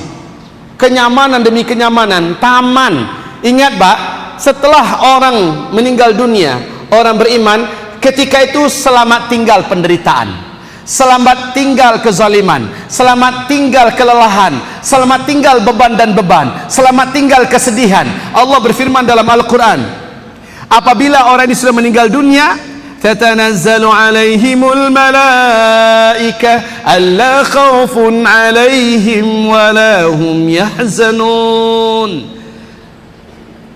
Malaikat turun, nyawa dicabut. Sejak hari itu la khaufun alaihim, nggak ada yang perlu ditakutkan lagi. walahum yahzanun, nggak ada juga yang perlu disedihkan, nggak ada lagi yang ditakutkan. Kalau dunia ini takut Pak, macam-macam ketakutan itu muncul. Takut bangkrut, takut miskin, takut ditinggalkan suami, takut tinggalkan istri, takut dikhianati anak, takut ini, takut itu, banyak banget yang ditakuti, ya. Takut nanti Indonesia ini kacau, jadi apa nanti ibu kota Jakarta, takut nanti banjir besar, takut nanti takutnya terlalu banyak dalam kehidupan ini, ya. Saat itu sudah dibuang semuanya. Ketika kita menembus kehidupan berikutnya, semua ketakutan itu sudah nggak ada. Walahum yahzanun, dan tidak pula ada yang patut mereka sedihkan. Ibu pikir ibu akan sedih ya? Aduh anakku gimana? Ibu akan mikir anak lagi nanti setelah ibu di liang lahat? Enggak Bu, nggak akan kepikir. Maaf nih, kalau seandainya ibu dapat berita bahwa ternyata anak bapak Pak, ternyata anak bapak, semoga ini tidak terjadi, anak bapak ternyata menjadi bandar narkoba. Umpama, dari mana bapak dapat informasi bahwa anak bapak jadi bandar narkoba? Bapak kan sudah di taman surga. Orang yang meninggal dunia nyusul belakangan. Orang yang meninggal dunia nyusul belakangan, ketemu dengan bapak. Saat ketemu saling berbicara. Kamu tetangga saya? Iya. Kapan meninggalnya? Udah 2 minggu yang lalu.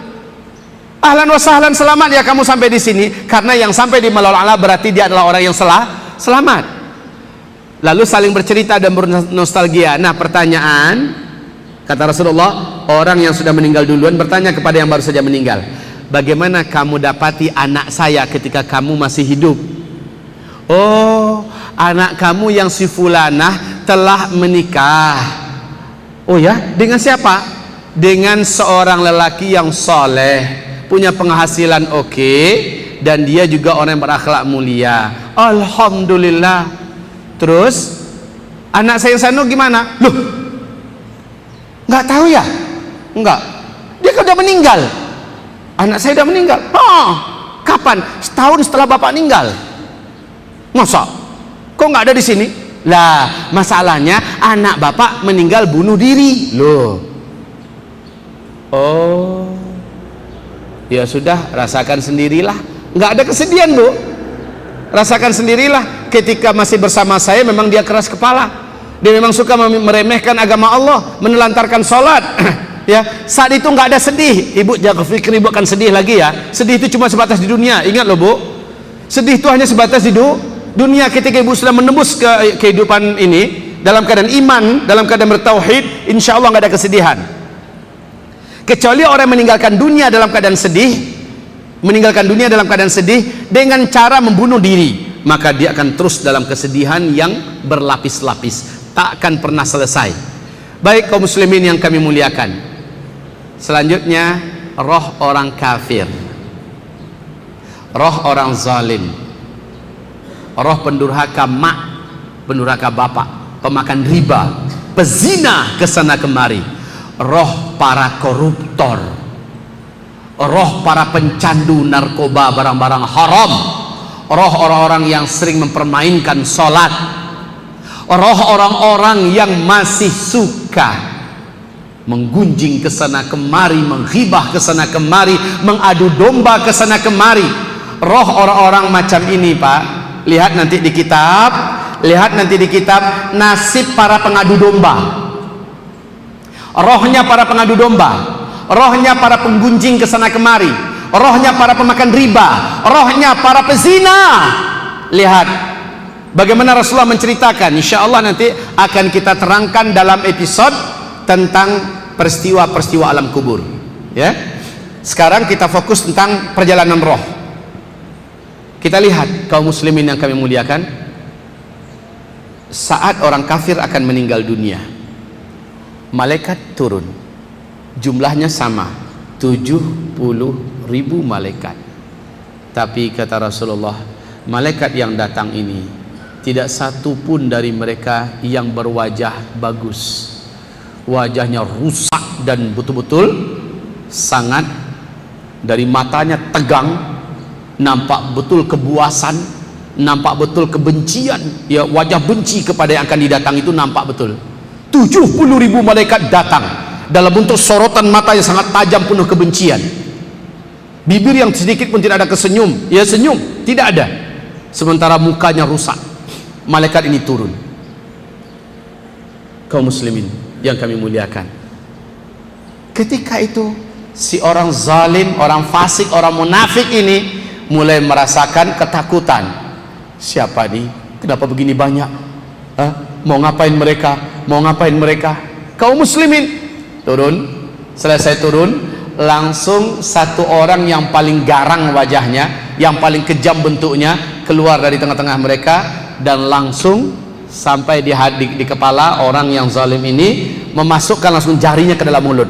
Coba Pak, dalam hadis Nabi mengatakan malaikat ini langsung masukkan jarinya ke dalam mulut, ya. Setelah itu mulai disentak. Keluar kamu hai musuh Allah. Ukhruji ayyatuhan nafsul khabithah. Keluarlah kamu wahai jiwa yang kotor, jiwa yang menjijikkan.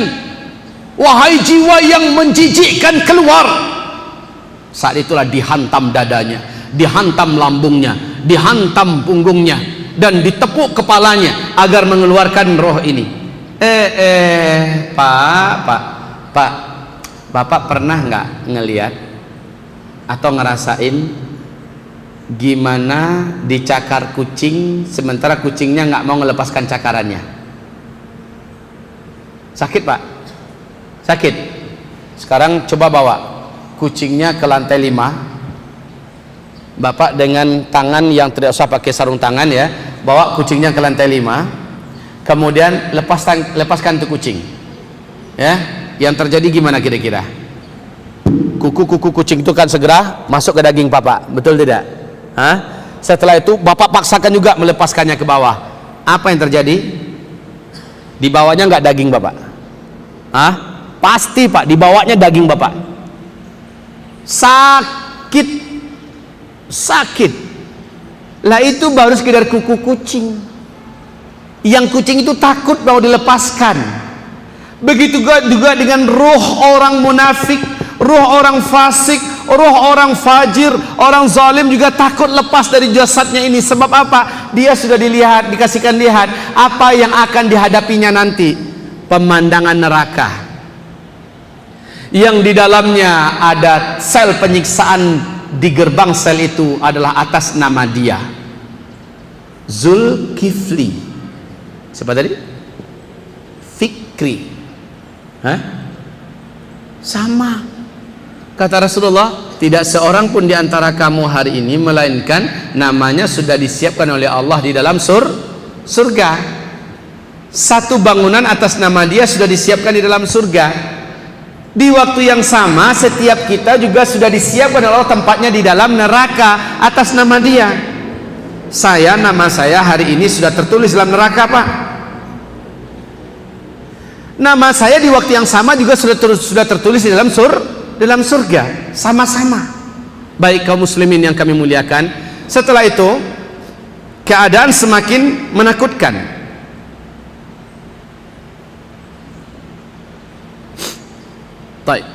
Keadaan semakin menakutkan.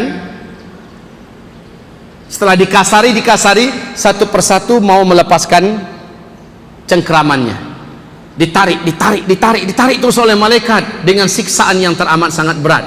Inilah dia kemuncak dari sakit. Bapak Ibu pernah melihat bagaimana orang yang sakarat? Siapa di antara Bapak Ibu yang pernah melihat orang zalim sakarat? Ada nggak yang pernah? Coba. Ada yang pernah dekat nggak orang zalim yang sakarat? Bapak Ibu, orang zalim yang sakarat itu menjijikkan. Saya baru satu kali dekat dengan orang zalim yang anti sholat, mempermainkan syariat, mati.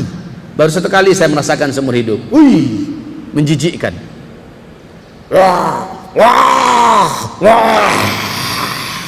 Ya Allah, ngerinya tuh sakarat, ngeri banget.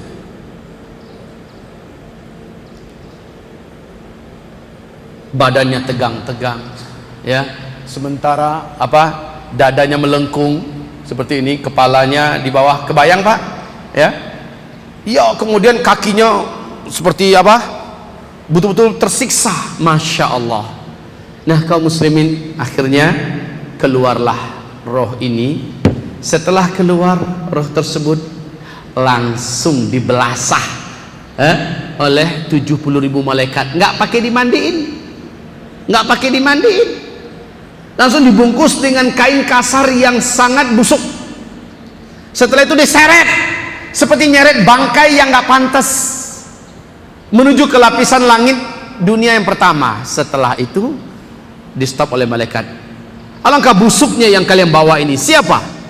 Maka dia jawab, fulan bin fulan, ahli zina.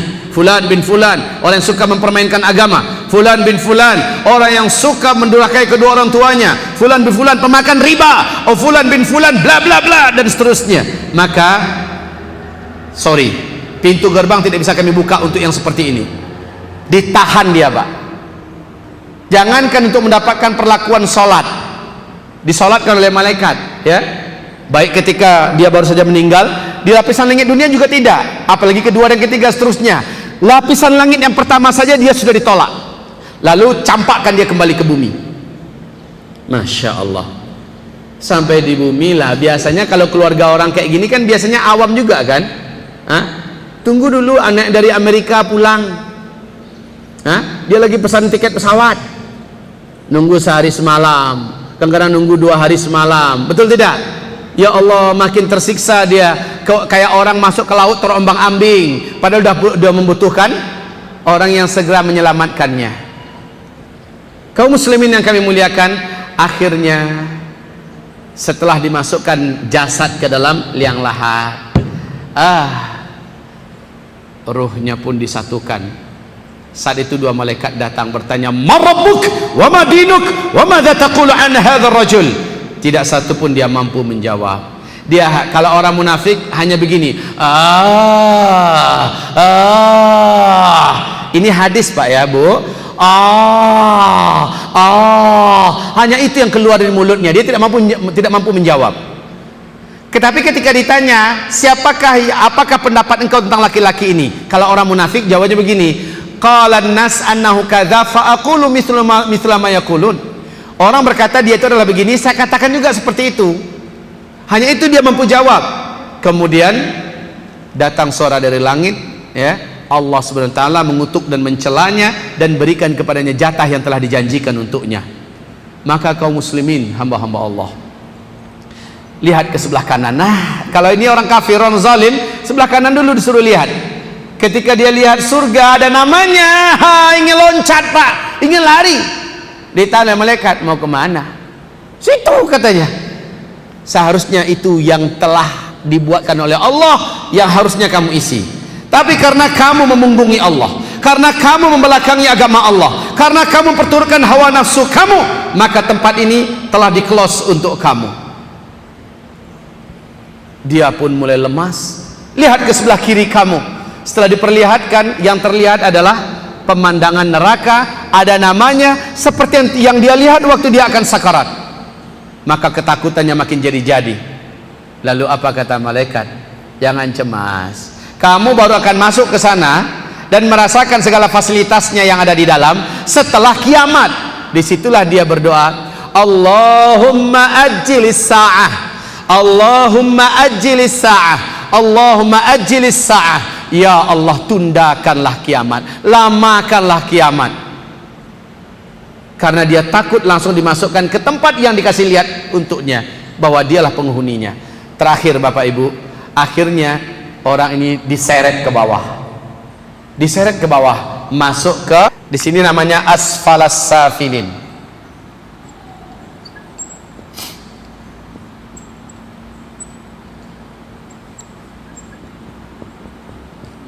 Asfalas safilin. Dia digabungkan dengan ruh para durjana, penjahat-penjahat, kafir-kafir, munafik dan lain-lainnya, digabungkan dan disiksa. Berbagai macam jenis siksaan menjadi tanggungan sesuai dengan kadar dosa yang ia buat di dunia. La haula wala quwata illa billah. Sampai kapan? Sampai kiamat. Sambil nunggu kiamat disiksa. Bil ghuduwi wal asal. Dia disiksa pagi dan petang hari. Dia disiksa pagi dan petang hari. Kaum muslimin yang kami muliakan, saya pernah cerita kepada Bapak Ibu, Kalau nggak salah masih di Masjid At-Taqwa ketika itu ya. Saya pernah cerita, dan cerita ini bermula dari wafatnya tetangga saya. Saya yang selenggarakan, memandikan, mengapani, lalu ikut menyolatkan. Ketika dikuburkan, lihat, ini musola, ya, ini tempat pekuburan, ini jalan, ini juga jalan. Nah ini sawah, ya, ini sawah. Bapak Ibu, setelah dia disolatkan, dia pun dibawa kemari. Kuburannya tuh di sini. Ya, kuburannya di sini. Kemudian waktu dimasukkan ke liang lahat,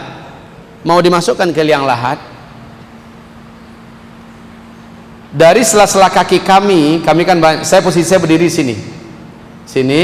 Ini banyak nih keluarganya mengelilingi sini kan.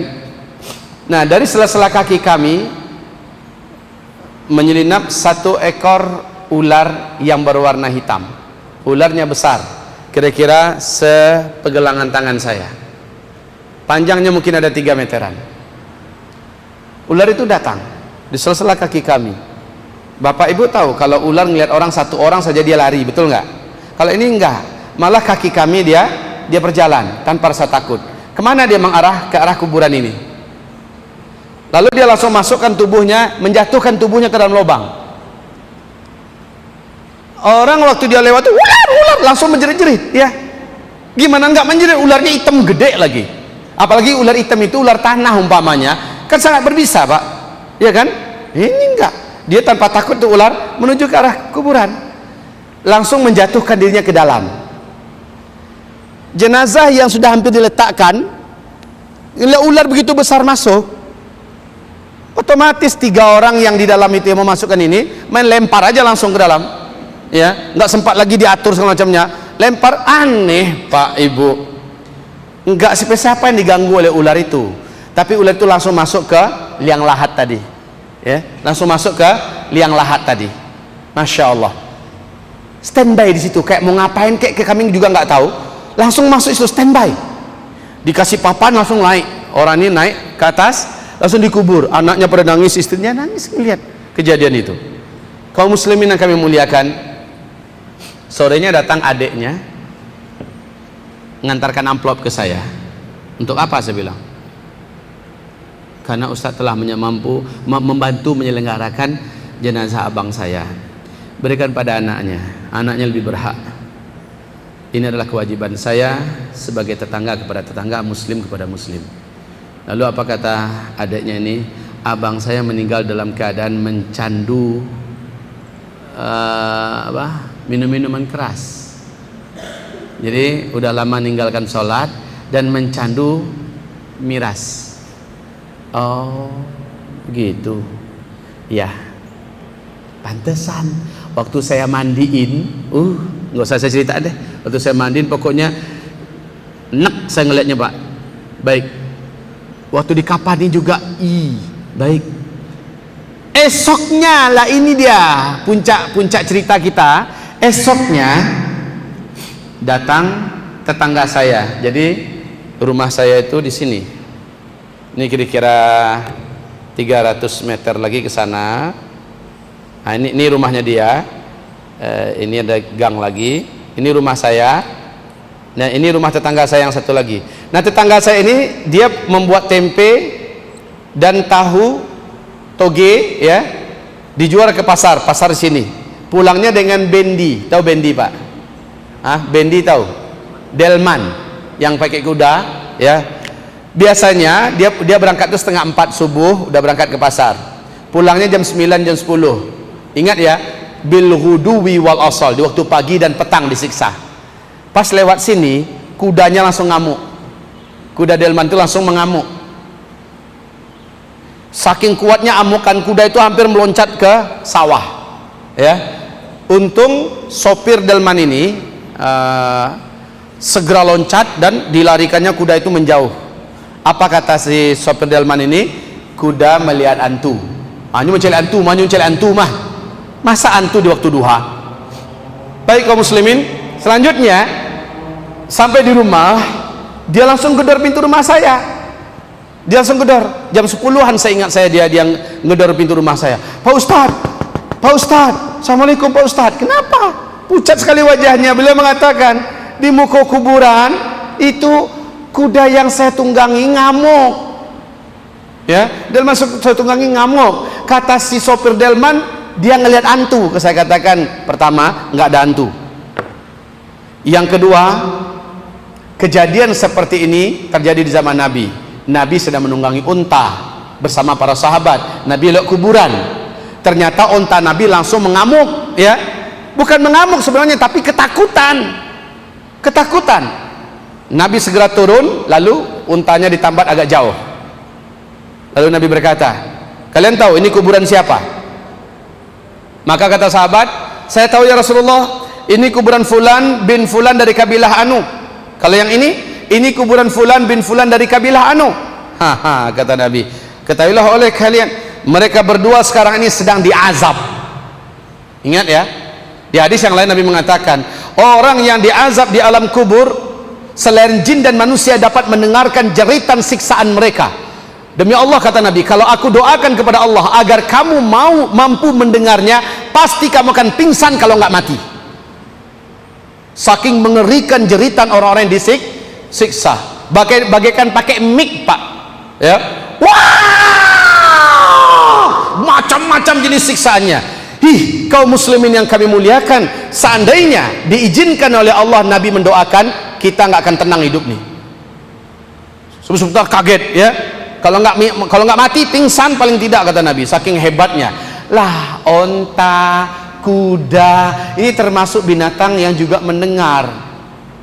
Baik kaum muslimin, lalu saya katakan, ya sebenarnya satu kampung ini tahu kok yang meninggal ini memang pencandu, ya, udah lama meninggalkan sholat dan udah lama cekek botol, mati dalam keadaan seperti itu.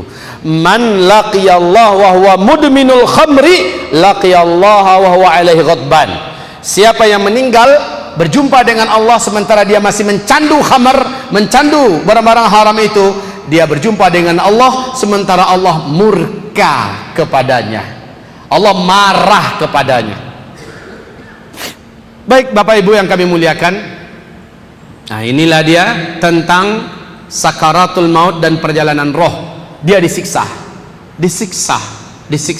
Apa model siksaannya? Kenapa dia harus disiksa? Ya, semuanya akan menjadi pertemuan, menjadi kajian kita dalam pertemuan berikutnya biiznillahi ta'ala, sampai ketika kita membicarakan tentang padang mahsyar sesuai yang ada di sini. Coba Ibu lihat kembali. Jadi urutan kita baru sekarang selesai alam kubur. Besok ini pertemuan kita khusus alam kubur, ya. Pembahasan kita berikutnya adalah alam kubur. Karena kitab sudah ada di tangan, tolong diawali dulu dengan membacanya. Insya Allah bahasanya mudah, ya, dalil-dalilnya jelas dan terang. Kemudian enak kalau diskusinya juga banyak hal-hal yang mungkin perlu dijelaskan tambahan. Insya Allah bisa didiskusikan. Demikian dari kita sampai saat ini. Silahkan kalau ada tanya jawab, kita akan memberikan jawaban terhadap pertanyaan-pertanyaan yang Bapak Ibu ajukan. Silahkan. Oh, sebentar. Sini ada yang masuk. Assalamualaikum warahmatullahi wabarakatuh. Ustaz, bisa tolong dijelaskan kembali posisi jenazah di liang lahat? Apakah wajahnya saja dihadapkan ke sana atau bagaimana seluruh tubuhnya? Lambung kanannya, ya, dadanya, perutnya menghadap ke arah kiblat, bukan hanya wajahnya saja. 2. Surga ada tingkatannya. Bila seseorang ditempatkan di tingkat terbawah surga, apakah itu untuk selamanya atau bisa naik tingkat lagi? Insya Allah dia bisa naik tingkat kalau ada orang di tingkat atas itu kenal dengan dia dan menolongnya, ya, bisa. Makanya perbanyak teman dari orang soleh. Orang soleh itu bisa menolong kita nanti pada hari kiamat, ya. Oke. Juga kalau seandainya ada keluarga kita yang ternyata keluarga itu Masya Allah, ada yang hafiz Quran, ada yang ulama, ada yang syahid, semacamnya, ya. Kebaikan mereka di dalam surga minta agar ditingkatkan kepada pokoknya istri nih. Istri di surga ke paling bawah, suami di surga pertengahan, ya. Sama-sama dalam surga. maka Allah Subhanahu wa taala memberikan kepada sang suami ini kesempatan untuk membawa istrinya ke dalam tingkatan yang dia punya. Wallahu alam. Makanya carilah suami yang soleh, istri yang solehah. Baik. Silakan kalau ada pertanyaan yang lain. Oh ya, ini ada tentang masalah surga dan neraka, nanti kita bedah dari kitab Ibnu Qayyim al-Jauziyah ya, Hadil Arwah ila Biladil Afrah, insyaallah. Satu, bagaimana dengan wanita meninggal pada proses melahirkan sementara anaknya adalah hasil perzinahan? Apakah meninggalnya syahid? Ya, kalau ia sudah taubat dari zinanya, dia hamil dan dia sudah taubat nasuha, Allah menganggap dia seperti orang yang tidak pernah berbuat dosa, walaupun tanggungan daripada perbuatan dosa itu masih ada dalam rahimnya, dan dia meninggal gara-gara itu, ya, maka dia terhitung syahid. Yang penting dia sudah taubat. Apalagi yang hamilnya karena diperkosa atau karena dihipnotis dan sebagainya, jelas dia sama sekali tidak masuk dalam dosa itu. Kedua, bagaimana hukumnya kalau keluarga mayat menunggui kubur selama 7 hari? Buat ngapain? Nggak ada kerjaan ya, menunggu kubur selama 7 hari dan membaca ayat Al-Quran dalam hal bertujuan menunda ruh mayat untuk kembali. Aduh, dalam hal bertujuan menunda ruh mayat masuk kembali atau jadi ditungguin di situ, ditongkrongin selama 7 hari biar malaikat nggak datang-datang gitu. Ya, insya Allah ini orang kan kesurupan. Kuburan itu sumbernya, markasnya jin dan setan. Seburu-buru tempat di muka bumi ini 2, kata Nabi, pasar dan kuburan. Hah? Ngapain juga sering-sering lama-lama di kuburan? Insya Allah diganggu. Kalau kata orang Minang, kok kojo nak kojo namanya kok. Ya, baik.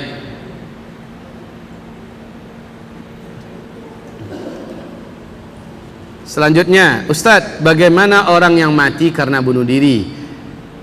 Karena ia gangguan jiwa.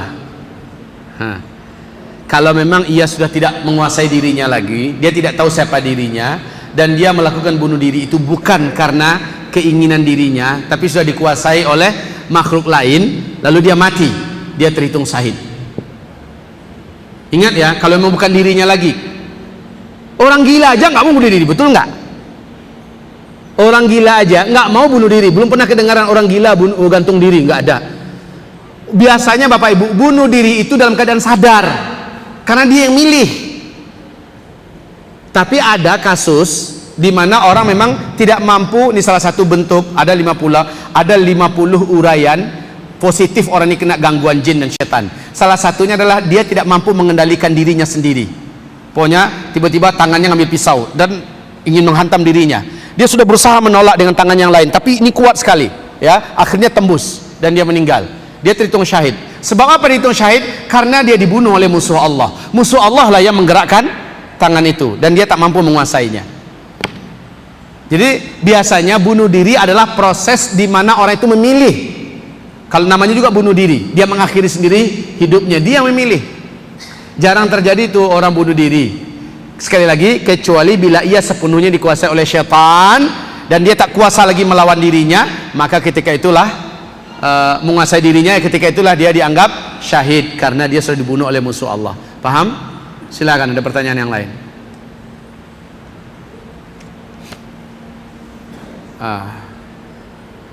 Ya, silakan Pak. Kalau ada tisu, saya minta dibagi tisu. Kalau ada. Waalaikumsalam.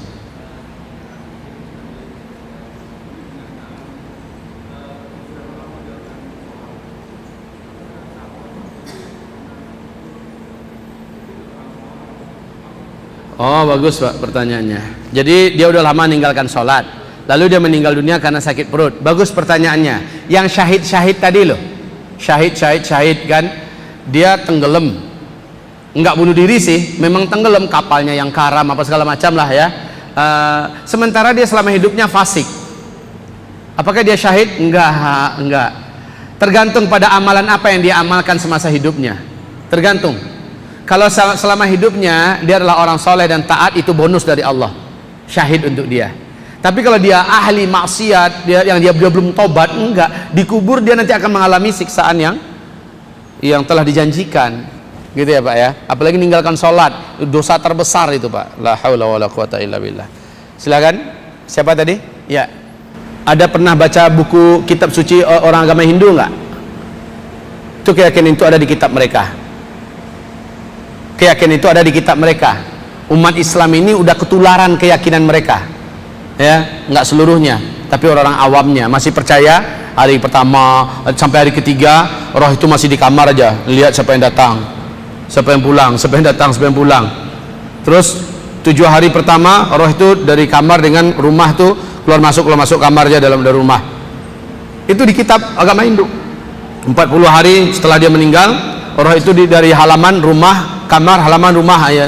Nanti dia datang Kamis malam, Jumat saja lagi. Nah, ini ada pada keyakinan sebagian umat Islam yang awam. Haram umat Islam meyakini itu. Kalau kita meyakini roh sudah masuk di sini, ya, maka jasadnya tinggal rohnya sampai di sini, ya. Kaum muslimin, ini disebut apa? Barzakh. Tahu nggak barzakh itu artinya apa? Artinya apa barzakh? Hah? Apa?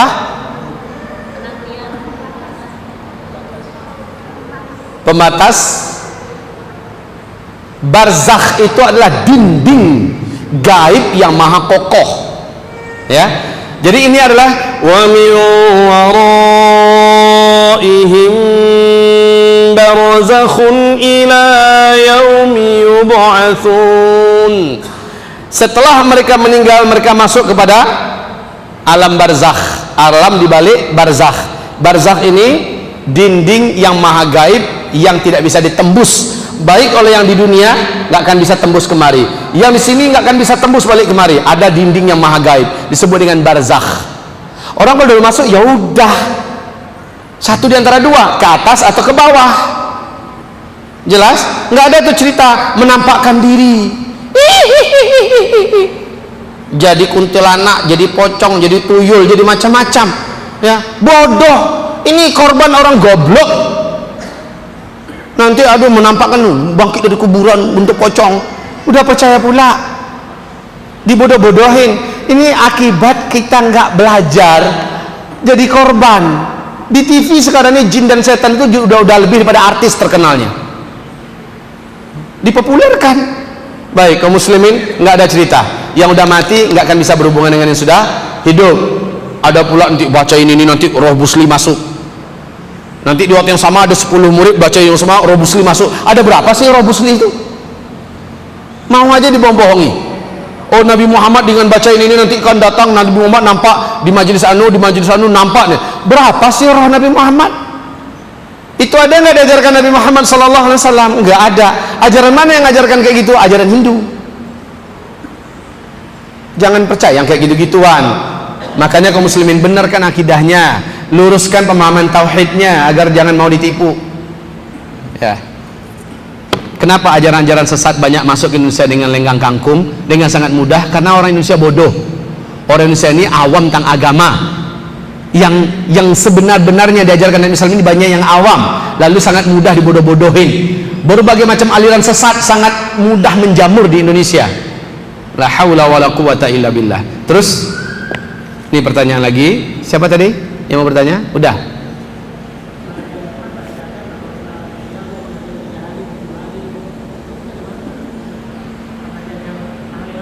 Oh, saya bab itu nggak mau saya jawab.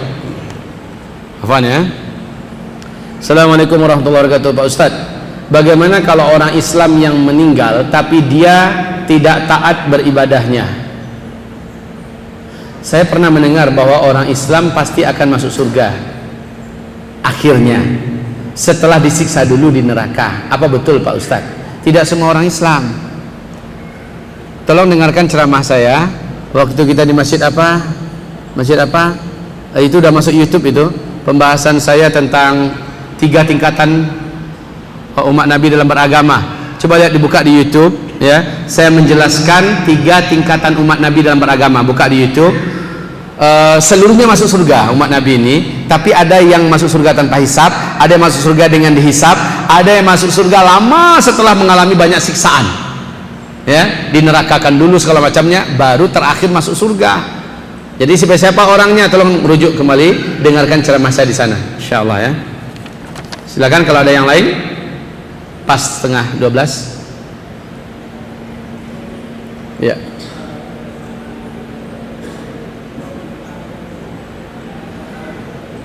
Aduh, nggak dengar tuh. Coba maju, agak maju sedikit ke depan.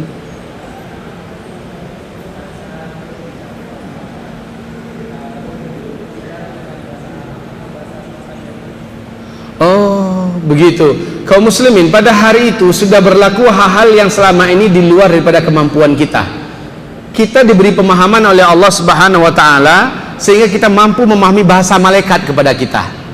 Ya, malaikat berbahasa jelas dengan bahasa Arab, ya.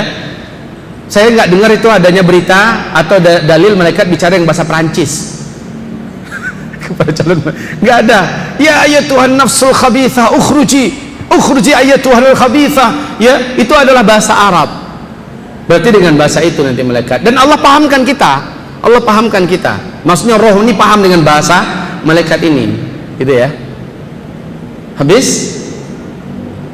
Baik, jika sudah tidak ada dan memang waktunya sudah habis, semoga apa yang kami sampaikan mendapatkan sedikit banyaknya kepada Bapak Ibu pencerahan. Kemudian kitab yang sudah ada di tangan Bapak Ibu, minta tolong kitab ini agar dibedah dalam bab perjalanan arwah dalam kubur, perjalanan kubur, ya.